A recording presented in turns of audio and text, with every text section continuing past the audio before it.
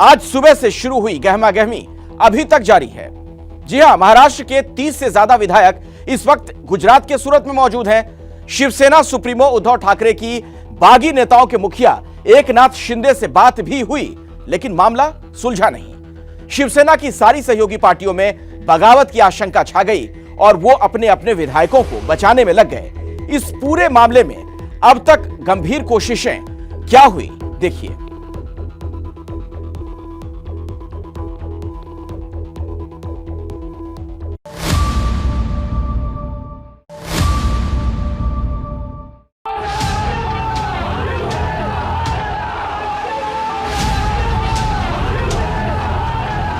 मुंबई में शिवसेना सुप्रीमो उद्धव ठाकरे के घर बाहर ये जमघट। सरकार है, शिवसेना का ही सरकार रहेगा। और इसकी वजह यहां से सैकड़ों किलोमीटर दूर सूरत में मौजूद शिवसेना के संकट मोचक बनकर सूरत के होटल ली मेरिडियन पहुंचे मिलिंद नार्वेकर ने बागी नेता एकनाथ शिंदे से खुद भी बात की और अपने फोन से उद्धव से भी बात कराई, लेकिन नतीजा शून्य रहा। होटल से एक भी विधायक मुंबई नहीं लौटा। होटल में मुलाकात के बाद मिलिंद नार्वेकर और रविंद्र फाटक होटल से निकले हुए हैं और ये देखिए आप, पुलिस का वैन जो कि सड़क पर आ रहा है और इसके ठीक पीछे जो गाड़ी है उसमें मिलिंद नार्वेकर बैठे हुए। देखिए रेंज रोवर कार जिसमें मिलिंद नार्वेकर बैठे हुए हैं। ये देखिए बीच की सीट पर मिलिंद नार्वेकर और रविंद्र फाटक दोनों साथ में है। नार्वेकर जी एक प्रतिक्रिया। नार्वेकर जी मिलिंद नार्वेकर और रविंद्र फाटक इन दोनों को आप देख सकते हैं और इसमें भी कुछ शिवसेना के नेता और कार्यकर्ता यहाँ पर मौजूद हैं। आइए, ये देखिए मिलिंद नार्वेकर एक बार फिर से प्रयास करते हैं। मिलिंद जी कोई नहीं, मिलिंद जी चुपा दो। मिलिंद नार्वेकर कार में बैठे हुए हैं और रविंद्र फाटक नजर आ रहे हैं, एमएलसी हैं। रविंद्र फाटक और मिलिंद नार्वेकर ये दोनों ही इस कार में हैं। आगे से इनकी तस्वीरें दिखाने की कोशिश करते हैं जो कि मीटिंग कर निकले हुए हैं। आप इन दोनों को देख सकते हैं सूरत के ली मेरिडियन होटल से निकलकर एक बार फिर से ये मुंबई की ओर बढ़ रहे हैं। एकनाथ शिंदे की अगुवाई में हुई ये बगावत शिवसेना की सरकार गिरा सकती है, इस बात का अंदेशा उनसे मिलने गए शिवसेना नेताओं को भी था और उद्धव ठाकरे को भी। लेकिन एकनाथ शिंदे की शर्तों ने सभी को उलझा कर रख दिया। सूत्रों के मुताबिक बातचीत की जो जानकारी मिली वो कुछ इस तरह से है। एकनाथ शिंदे की नार्वेकर के फोन पर उद्धव से 15 मिनट बात हुई। इसमें एकनाथ शिंदे ने शर्त रखी कि बगावत तभी खत्म होगी जब शिवसेना बीजेपी के साथ मिलकर सरकार बनाए।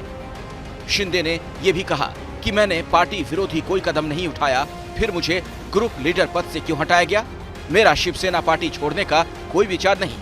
मैं हमेशा बाला साहब ठाकरे का सच्चा शिव सैनिक था और रहूंगा। शिवसेना के नेता संजय राउत को लेकर भी एकनाथ शिंदे ने अपनी शिकायत दर्ज कराई। राउत ने मीडिया में कहा था कि बातचीत करनी है तो मुंबई आओ, शिवसेना किसी प्रस्ताव पर बात नहीं करेगी। शिंदे ने बताया कि उनकी संजय राउत से सुबह से 3 से 4 बार बैठक हो चुकी है। व्यक्तिगत में अलग बातचीत कर रहे हैं और मीडिया में आने के बाद अलग, ऐसा क्यों? इस बातचीत के दौरान उद्धव ने शिंदे को वापस लौटने को भी कहा और अपने फैसले पर दोबारा सोचने की भी अपील की। फोन पर शिंदे से उद्धव की पत्नी रश्मि ठाकरे ने भी बात की, लेकिन इन सब का नतीजा कुछ नहीं निकला। शिवसेना का संकट अभी भी बरकरार है।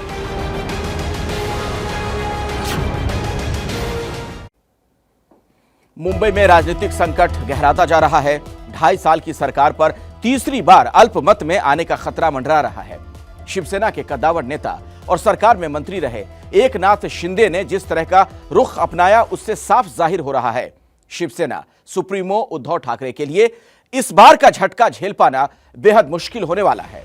बगावत की यह पटकथा पहले से लिखी जा रही थी।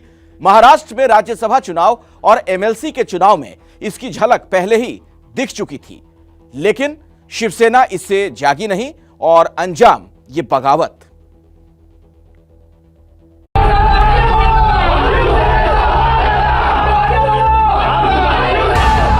गवर्नमेंट चल रही है, इसमें कोई बदलाव करने की आवश्यकता हमें व्यक्ति नहीं।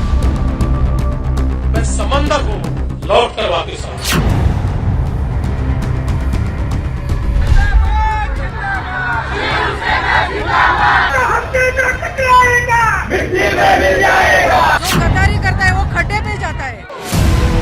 महाराष्ट्र में राजनीतिक भूचाल।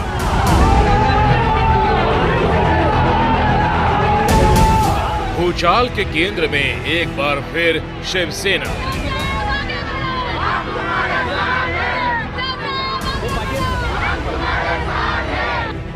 शिवसेना की सरकार को उसके अंदर उबलते ज्वार से ही खतरा। अविश्वास प्रस्ताव लाएगी बीजेपी सरकार? नहीं, बीजेपी ने ऐसा कुछ सोचा नहीं है। अभी आप वेट एंड वॉच कर रहे हैं? वेट एंड वॉच कर रहे हैं। आप प्रस्ताव लेंगे? Handle with care. शिवसेना के इस संकट के पीछे बीजेपी की चाल हो सकती है, इससे इनकार नहीं किया जा सकता। ऐसे में फडणवीस का ये पुराना शेर एक बार फिर अपने मायने साबित कर रहा है। मेरा पानी उतरता देख मेरे किनारे पर घर मत बसा लेना, मैं समंदर हूँ लौट कर वापिस आऊंगा। महाराष्ट्र में आया भूचाल शिवसेना समेत उसका समर्थन करने वाली हर पार्टी पर भारी पड़ता दिखाई दे रहा है। शिवसेना फिलहाल इसे बीजेपी की साजिश बता रही है। एमएलए, हम नेता, सांसद सब लोग यहाँ हैं और उनके साथ रहेंगे और पूरी पार्टी जमीन पर है और रहेगी। पूरी ताकत से हम लड़ेंगे।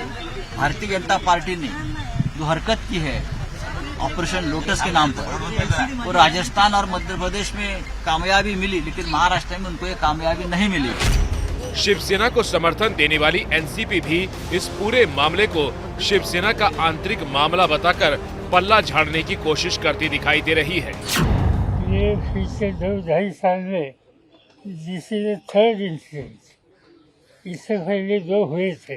कुछ बदलाव करना या किसी को वहाँ मौका देना, वो उनका इंटरनल इशू है, जो शिवसेना की लीडरशिप इस पर जो कुछ तय करेंगे इसके साथ हम रहेंगे। मगर मुझे पूरा विश्वास है कि उद्धव ठाकरे के नेतृत्व पर वहाँ जो गवर्नमेंट चला है, इसमें कोई बदलाव करने की आवश्यकता हमें व्यक्ति नहीं। बिल्कुल थोड़ा सा तूफान जैसा आया है महाराष्ट्र के जो है हमारे राजनीति में, मगर मैं समझता हूँ कि तूफान आता है तो तूफान कम भी हो जाता है, शांत भी हो जाता है। तो शाम तक जो है या कल तक जो है ये सारी बातें जो है शांत हो जाएगी, ऐसा मुझे लगता है। इस बीच शिवसेना ने अपना शक्ति प्रदर्शन करने की भी कोशिश की, लेकिन उसके ज्यादातर विधायक नहीं आए। शिवसेना ने शिवसेना भवन के बाहर अपना शक्ति प्रदर्शन दिखाया है।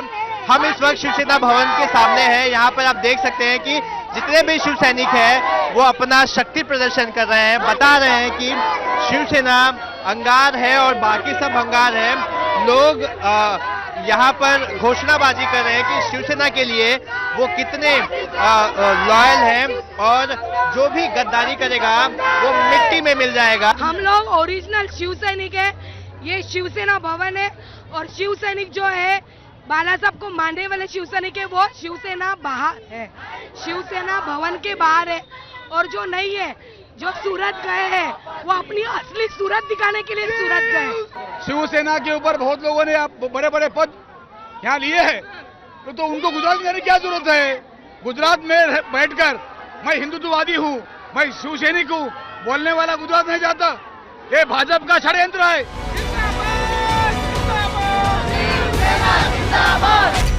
बीजेपी राज्य से लेकर केंद्र स्तर तक इस पूरे मामले पर नजर बनाए हुए है। राज्य में बीजेपी इशारा दे रही है कि शिवसेना की सरकार अब अंतिम सांसें गिन रही है। जब फल पकता है तो उसको गिराने के लिए अलग प्रयत्न नहीं करने पड़ते। अब फल कच्चा है। महाराष्ट्र का राजनीतिक भूचाल अभी शुरू हुआ है। शिवसेना क्या करती है, कांग्रेस एनसीपी क्या करती है, अब इससे मतलब नहीं रहा। अब देखने वाली बात यह है कि बीजेपी क्या करती है और शिवसेना के बागी एकनाथ शिंदे की अगुवाई वाले विधायक क्या सोचते हैं।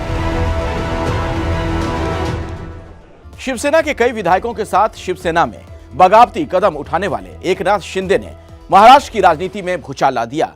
यूं तो एकनाथ शिंदे महाराष्ट्र में शिवसेना के एक बड़े नेता माने जाते हैं, लेकिन देश अब यह जानना चाहता है कि आखिर कौन है एकनाथ शिंदे, क्या है उनका पुराना इतिहास और क्यों वो भी शिवसेना के एक दबंग नेता माने जाते हैं।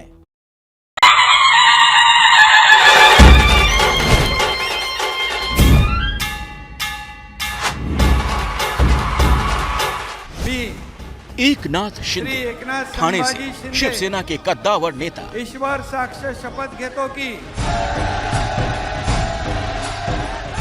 योग दिवस के दिन शिवसेना से शीर्षासन कराने वाले एकनाथ शिंदे।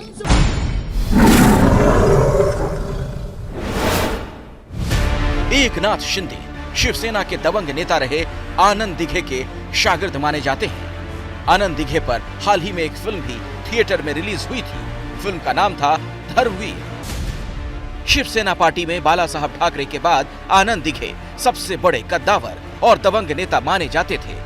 शिवसेना में रहते हुए ही उन पर शिवसेना के एक सदस्य श्रीधर खोपकर की हत्या का आरोप लगा था, जिसकी वजह से उन पर टाडा के तहत केस चला और 2 साल तक जेल में रहे। वैसे तो हर पार्टी में उनको मानने वाले लोग थे, लेकिन शिवसैनिक ज़्यादा उनको मानते थे क्योंकि उनकी कोई भी तकलीफ हो, कोई भी प्रॉब्लम हो तो आनंद दिघे उसको सॉल्व करते थे। अगस्त 2001 में एक कार दुर्घटना के दौरान आनंद दिघे घायल हो गए।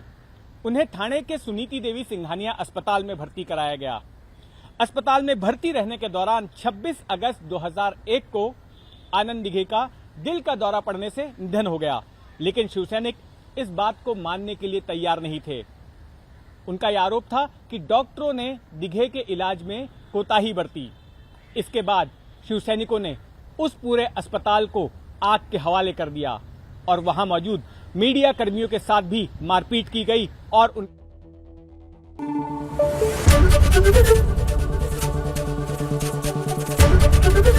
एबीपी न्यूज आपको रखे आगे।